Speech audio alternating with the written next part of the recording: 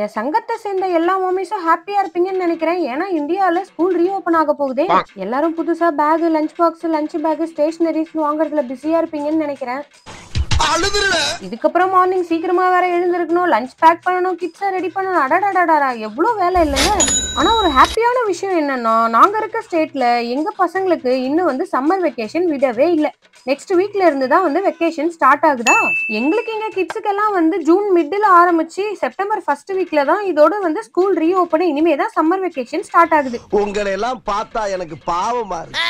ஒரு சிஸ்டர் கூட கமெண்ட் பண்ணியிருந்தாங்க, எதனால வந்து நீங்க பையனுக்கு லஞ்சே பேக் பண்றது இல்ல அப்படின்னு சொல்லிட்டு. என் பையன் படிக்கிற ஸ்கூல்ல வந்து ஃபுட் கண்டிப்பா எடுத்துட்டு போக கூடாதுங்க, வாட்டர் பாட்டில் தவிர. ஃபுட் அலர்ஜி ஏதாவது இருந்தா மட்டும் அலோவ் பண்ணுவாங்க. இல்லைன்னா வந்து ஸ்நாக், பிரேக்ஃபாஸ்ட், லஞ்ச்னு சொல்லி எல்லாமே அங்க குடுக்கறத தான் சாப்பிடணும். ஆனா நெக்ஸ்ட் இயர்ல இருந்து அது கிடையவே கிடையாது. இவன் பப்ளிக் ஸ்கூல் போக ஆரம்பிச்சிருவான். சோ வந்துட்டு கண்டிப்பா நான் லஞ்ச் பேக் பண்ணி தான் ஆகணும். நெக்ஸ்ட் இயர் தான் இந்த கிட்ஸ் லஞ்ச் பாக்ஸ் சோதனை எல்லாம் ஆரம்பிக்க போகுது.